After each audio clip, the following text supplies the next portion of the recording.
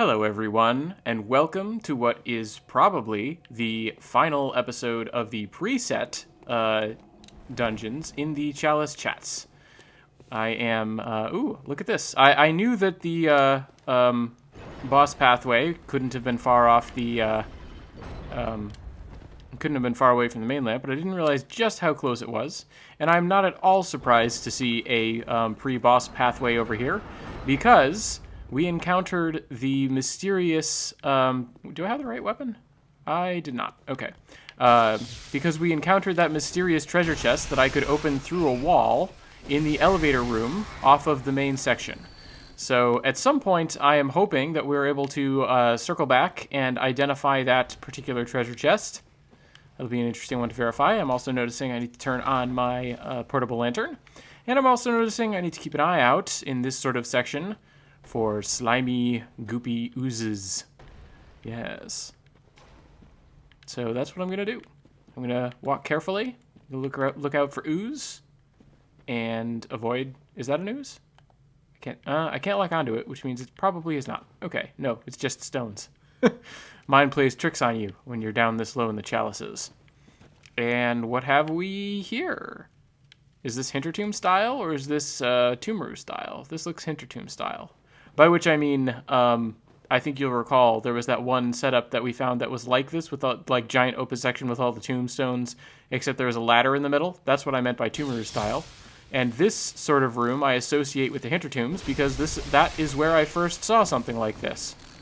So there you have it. And now that rat has it. And that rat is now dead. Goodbye. Okay, so what else have we got here? We got a ladder over that way. We've got scorpions. That looks like a doorway to the left. I'm going to roll away. Well, it wasn't quite fast enough. I was going to roll away. Wasn't quite fast enough. Ooh, look at its skitter. That's cool. More mobile than most of the scorpions I've been fighting. Not that it's going to save its life. Yeah. Farewell, scorpion. Ah! Oh, I forgot. I forgot about the burst of rapid poison as they die. I've been so careful of that ever since I first saw it, and then for whatever reason, all my caution just went out the window. However, having recently been reminded, I will not forget again. Okay. Well, now that things are much calmer in here, I will see... Oh, look, we have another passage. So that's two passages down here. They will probably connect to each other if experience is any guide, which sometimes it's not, to be fair. Sometimes it is, sometimes it's not. I've definitely found pointless little loops that just go from one to the other. I've also found long and winding passageways that you'd think would connect that don't. And also long and winding passageways that you would think would connect that eventually do, but only after they make you think they won't. So really, it can go in any way, shape, or form. Yeah, I thought that guy was still a bit far away for him to hit me.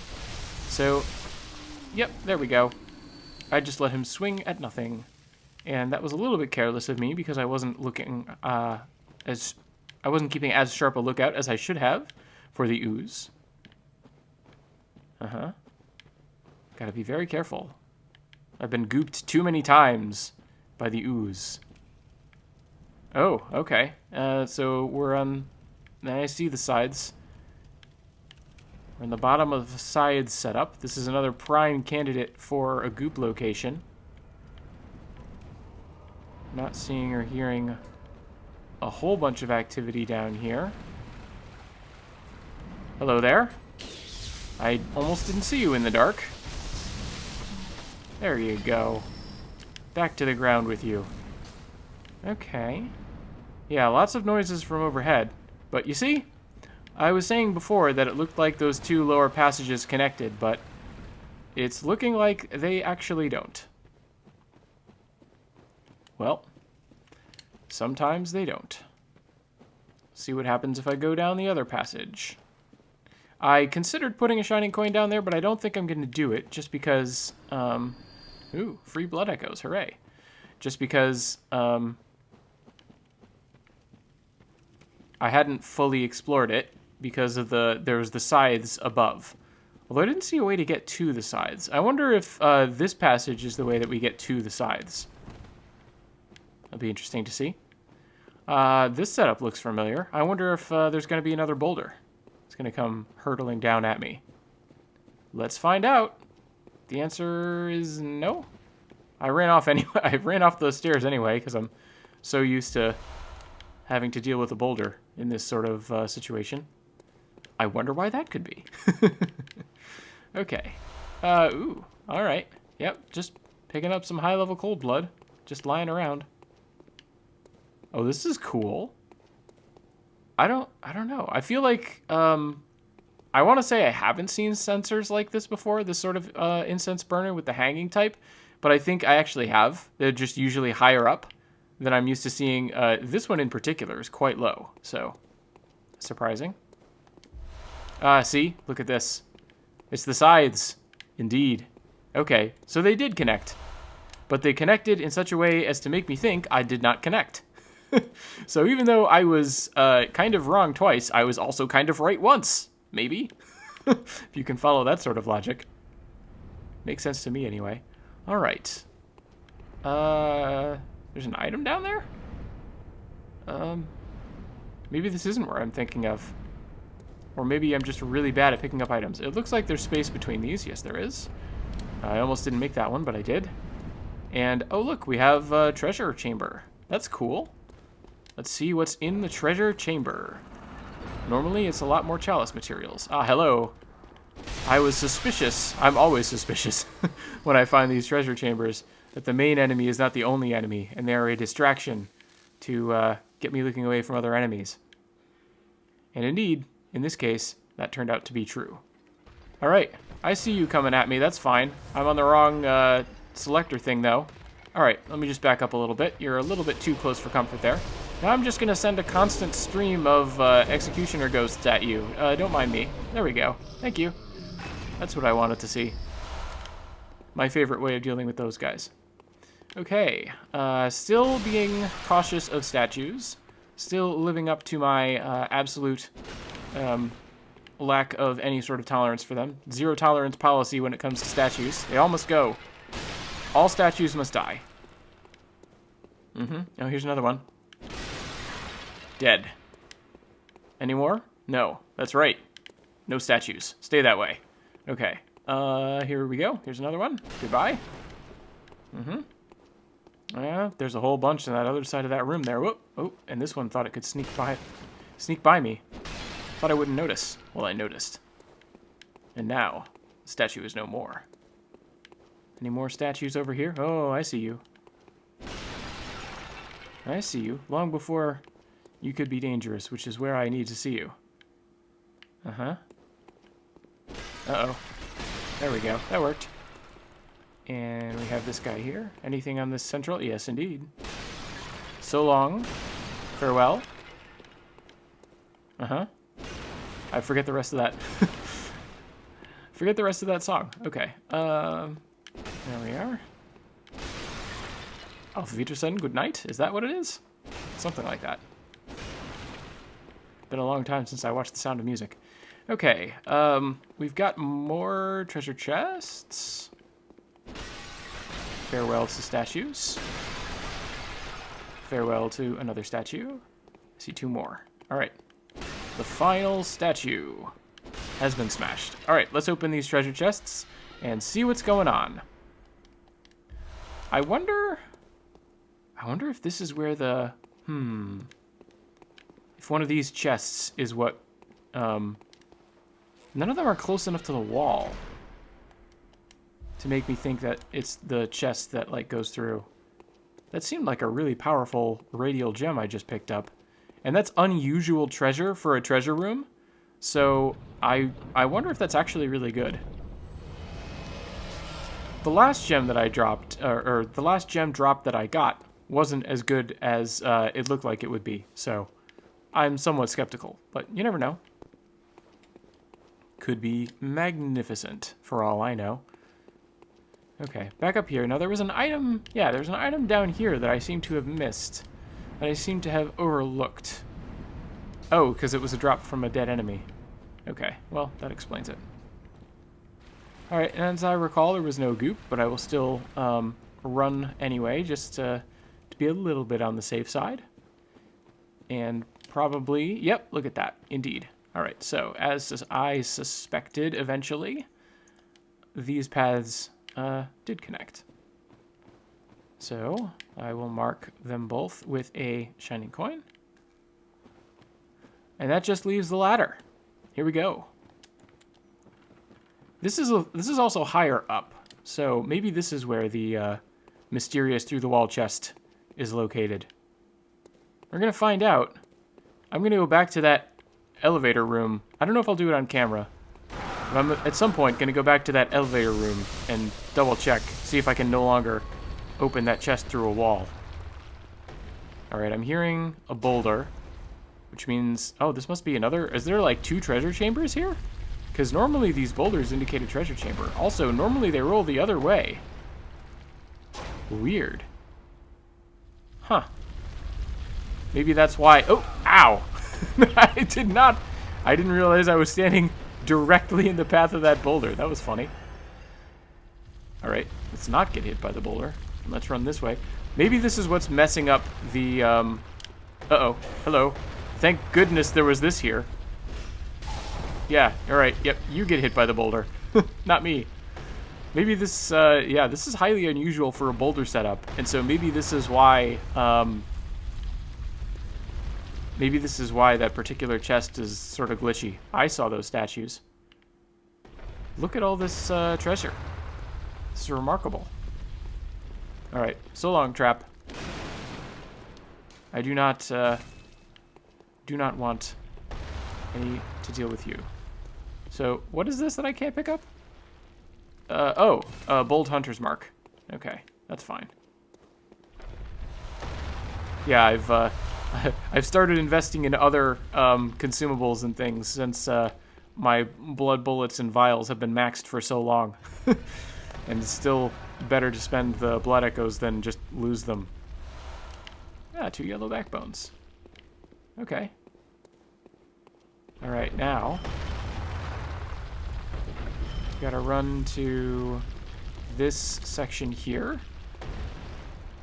Yeah, there's another one across the way. That would have been safer because there's no enemy, but we made it work. Alright. And we're gonna run back this way. And it looks like I see just a hole over there. Okay. So it looks like that's gonna do it for treasure. And for once... after doing one of these sorts of setups, I don't actually have enough on me to level up. Because doing all these chalices and accepting all these levels means that I am at an absurdly high level for where I technically am in the game. What, like 150 or something? Yeah, 146. And it takes 144,000 blood echoes to gain a level right now. Now, fortunately, I have enough cold blood that I should still be able to make it happen. So we're going to go down and we're going to fight that boss at some point, very soon, and be done with this layer. And yeah, that's going to be exciting, I hope. And but before I do that, is what I'm leading up to, I'm going to jump back to the dream. I will see you after I have taken care of the various tasks and am no longer carrying an absurd amount of blood echoes. See you soon. All right, I am back from the dream, everybody. Grabbed a level and took care of some miscellaneous tasks here. And as you can see, I have now gotten my skill to 15, and I've got my blood tinge up to 7. Because, as I said, I think there's one weapon that benefits from 20 skill that like you can't use with less than that, but I don't know if it's worth going all that way. So just for that, so I'm going to be working on Blood Tinge here, just kind of expand my arsenal as much as possible. And yeah, so that's the state that we're in. And I'm now going to run straight through here, and we're going to challenge the boss of Layer 2 of Tumuru Ill, which I happen to remember this one, so I'm going to switch my weapon, see if there are any summons about. Looks like the answer is no, not in the immediate proximity. Here we go. It's the Master of Beast Blood again, only there's a problem. It's missing a head. Whoa. And it's shooting its blood at me. I did not remember that attack. That's super cool. Oh, this is gonna be fun. Instantly killed. All right, this might take a while, but indeed, we have good old Lawrence, Larry, waiting down here. The Master of Beast Blood, something of a literal translation. I went over it in great detail in a previous episode of the Chalice Chats. Still haven't really gotten to it in Translation Born. Oh wait, the strategy is not to lock on, and to go for his hind leg here. I got a tip a while ago on how to fight the Bloodletting Beast, which is the official translation. Oops.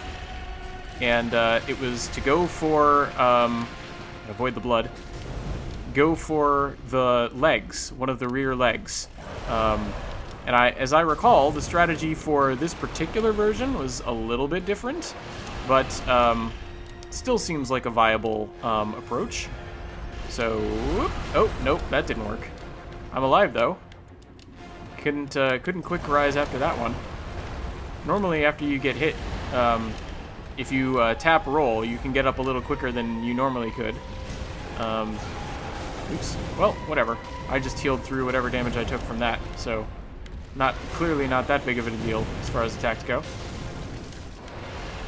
This is going pretty well. So I think there was one. All right, so there's two things I kind of wanted to point out about this. The first one I already pointed out is missing a head. That is potentially going to be important later on. Indeed. So we got a good look at the headless bloodletting beast there, and that was kind of one of the things that I pointed out. Yeah, just file that one away for when we're going to the DLC. We'll eventually be able to make something of a point of that. Actually, I need to make a little bit of a note to myself that I want to save this footage. Oh, I didn't realize the poison blood would come back to find me. That's super interesting. I've never really, because I don't think, at least I don't remember that attack. So, uh-oh, I just got super stomped. I got stomped like 5 times in a row. That's hilarious. Anyway, as I was saying, since I don't remember that poison blood attack very well, I haven't really thought about the implications of it. But this gets actually into the one other thing that I wanted to, that I wanted to point out about this particular boss, which is something that I put up in text when I was dealing with the previous... Uh-oh, definitely mistimed that. When I was dealing with the previous version of this boss. But I didn't really say on camera because I didn't think of it until I was in the editing phase. So, whoops. That being that the official translation, the Bloodletting Beast, I talked about it in the context of it, I can't even remember which one it was, but it kind of cuts in 2 different directions. You can see this as the beast that lets the blood of others, that drains others of blood, or you can see this as the beast who lets its own blood, right? And in that sense, it kind of is a little bit like the sort of master or host of beast blood that the Japanese is a little bit closer to. Certainly, the like poison blood attack resonates a bit more with the Japanese name. Wow. Yep, just keep getting stomped. What happens if I stay far away? Yeah, it resonates a bit more with the Japanese name, because it's like it's manipulating its own blood in order to hurt you, and that's definitely something that a master of beast blood would do. Yep. Be able to, like, have its own blood at its beck and command. Beck and call. Uh-huh. Yeah, this is definitely going to be a failed attempt. Cramped quarters in here, too. Ow. Yeah, I'm gonna stop using blood vials because this clearly isn't going to work out. But I think those are the main points. All right, so I think I'm gonna do a couple of voiced attempts where I just kind of speak out my extemporaneous thoughts in the fight without having to worry about making larger points about translations or anything. Thankfully, I covered it. I feel like, again, I've been rewatching the Chalice chats, and I feel like I did actually a pretty thorough job the last time I fought this thing, so that I don't mind too much that, ooh, I thought I mistimed it, but I didn't. And then I failed to follow up. Oh well. But that's kind of one of the things that I'm happy about, is that now I can more quickly focus on the fight now that I'm in this particular, now that I'm dealing with this particular phase. So I've been going with my cleaver because, again, fire and serrated means huge damage to beasts. So I'm also remembering the tip, because this is definitely counts as a large enemy, that it's best not to lock on. I see you swinging your arms. I wonder if it's still got the between the legs grab attack. Probably does. I don't really want to find out. I kind of want to err on the side of caution there. Also, I don't want the tiny tonitrus, but at the moment I'm a little bit occupied moving around. I'm just healing your face. Yeah, didn't have to pay any sort of price for that at all. Oops. That's a good opportunity right there to get in some damage. Alright, we're going to move to... Here we are, the Executioner's Gloves. I feel like this is my steadiest source of damage against a good number of enemies. And of course, they know that's a big opening, so they have it jump back. Haha! Deal with that. Alright, now let's get out of this corner. And out of curiosity, like, do something and miss. Thank you. Well, that's not... Come on. That's not missing. Anyway, 213 damage, though, is not that impressive. Then again, I was a little bit more focused on the fact that I got flattened into a pancake than, like, watching how many of those ghosts hit. So I think that's an experiment worth repeating, especially after that whole issue with the time that I was fighting the boss of Layer 1, and in the middle of the fight wasn't really able to notice that the ghosts, some of the ghosts missed, and therefore my damage was lower than I would have liked. Yeah, see, 639. I'm glad I repeated that experiment. 639 from a full set of... I don't want to lock on right now. From a full set of ghosts. I don't know, that might have counted as, like, interrupting an attack, but we'll go with it for now.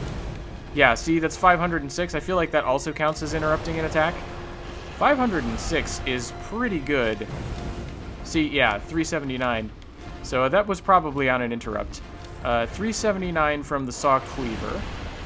Let's get like a verified non-interrupt. Yeah, 639. Seems like a legit number to me. Okay, good to know. And while we're doing our experimentation, I don't know when I'm going to get the opening to fire a call beyond, but you know what? I'm going to give it a try. Here we go. See if I can make this work.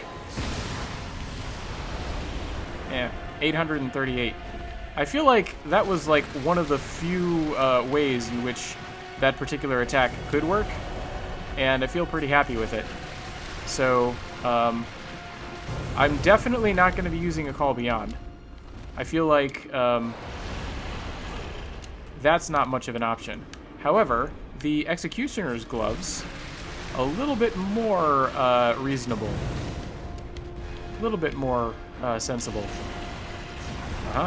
Oops. I followed up for the attack, but the camera angle got a little wonky on me. Oops. Also, I'm just not particularly skilled. Alright, just keep moving. Oh, well, can get pelted with blood anyway. Oh, nope, too early. Yep. I knew it. And then it delayed my wake up, but I was very lucky in that it delayed its attacks just long enough for me to dodge away. Yeah, this is a weird enemy, because it always wants to stay on you, but then it also is, like, frequently backing off. It's a hit-and-run enemy.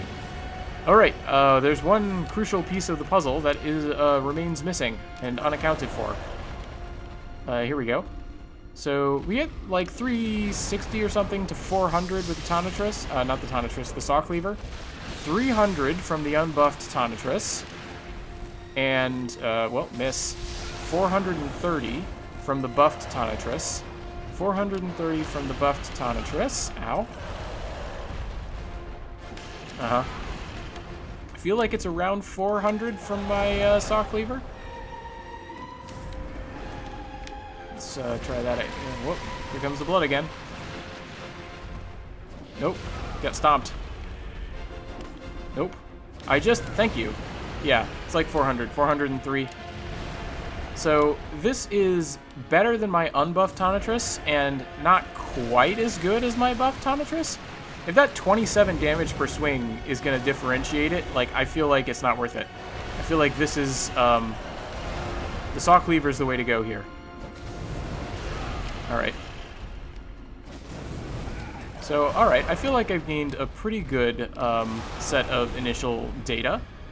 So, the next attempt will be my final voiced attempt. Alright, one last attempt with me voicing my thoughts through the whole fight, and then we'll go to a montage mode, probably. And by the time we get to the end of that, I will be done with the Tumuru Ill Chalice in these Chalice chats. So, I will clarify again at the end of the episode, because I really don't want anyone to get the wrong idea here. I realize this is a very, like, weird way for me to do the series, which is why I want to, like, drive this point home at every conceivable point that it could be useful, which is I am not going to be doing the final layer of Tumuru Ill in the Chalice chats. So after we fell this beast, I'm going to light the lantern, and I'm going to go back to the dream, and that's going to be it for Tumuru Ill in the Chalice chats. We will come back in Translationborn, do some exploring, and finally fight the final story boss, who is very important. And so important that that's really the whole reason why this series is happening this way. So hopefully it's worth it. But for now, we can still have our fun with the Chalice chats. And the Chalice chats themselves are not going to end, even though, oh, it was a little too late that time. The Chalice chats themselves are not going to end, even though this is the last Tumuru Ill content. They will go on, like much like me with that vanishingly small amount of HP. Not like me right now as I die.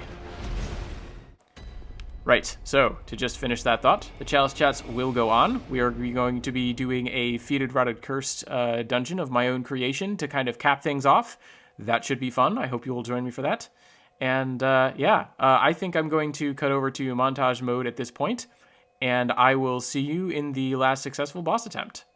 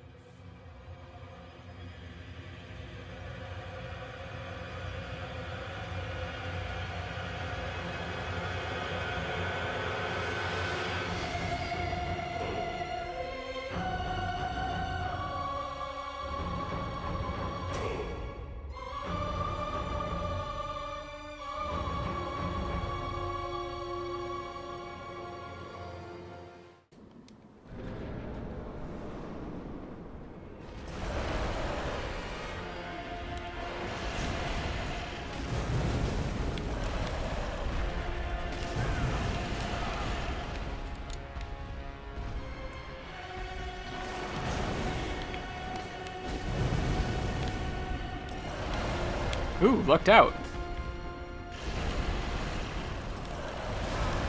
Not that time.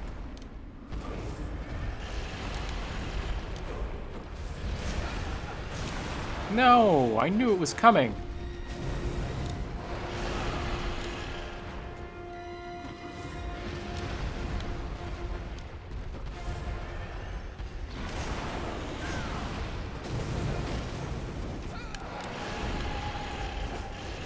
No, I should have only done one.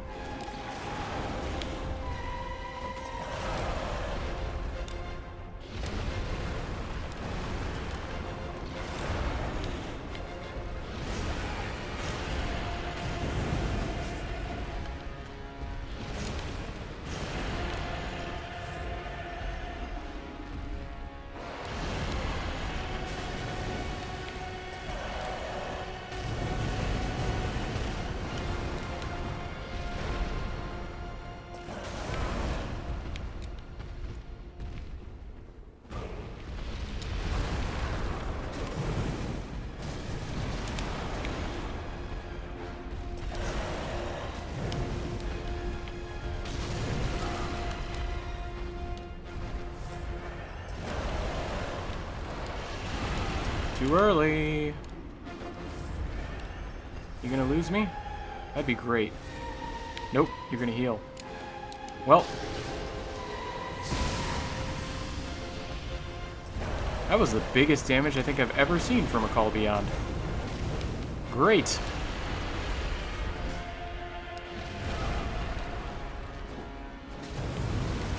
At least against this boss. That's gonna be the parasite. Ah, and I got a limb break.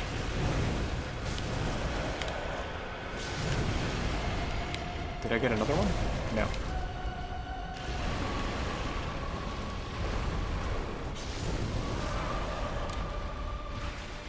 Ten blood vials? Not impossible. If I keep playing like that, though. Oh, he interrupted my heal with his heal.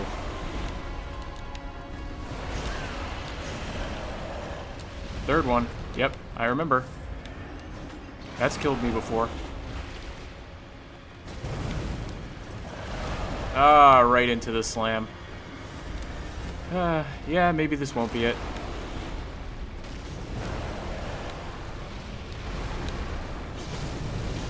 Got it for once. Ow.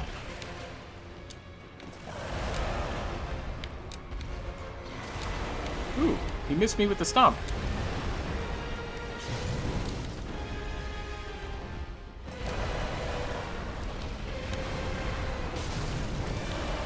Ha, he missed me with the stomp again.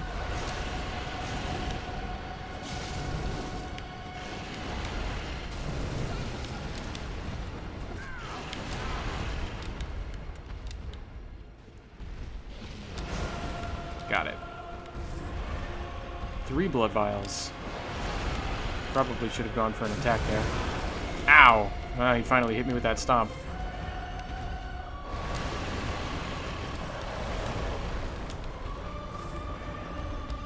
Alright, how about this?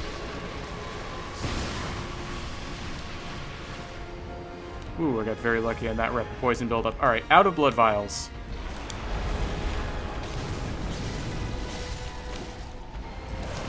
You're very low on HP, sir. I can't heal. Am I dead? He's dead! Oh, I don't even believe it! Oh! Wow! I've been trying too long unsuccessfully. Excuse me. But I've done it. I have felled... Sorry about that. Got a little overexcited. Let's bring the energy down a little bit here. Just bring it down a little bit. Boy, that was exciting. Okay. I have the root chalice. I have some sort of powerful, looks like a heavy, damp blood gem. And I've got, 2 bloodstone chunks. That's going to help. And let's pick up the 0 blood echoes here. And let's light the lantern. Oh, baby. Oh, that was crazy. I like the epic... I like the epic struggles when I finally win and I can barely believe it. Anyway, I'm going to head back to the dream. I'm going to repair myself. I'm going to get ready for, I mean, I've thought this has been challenging and hard and difficult. I'm about to experience the hardest thing I've ever experienced, something I've never experienced in Bloodborne before, the Fetid, Rotten, Cursed Chalices. So that's going to be it for Story Dungeons in the Chalice chats. Thank you for joining me for this whole run. I hope that when Translation Born eventually comes and picks up where I've left off here, you're still willing to come along for that particular ride, even though it moves much slower. And until then, in the meantime, I hope you will join me for my Fetid, Rotted, Cursed shenanigans. And until next time, everyone, thanks for watching.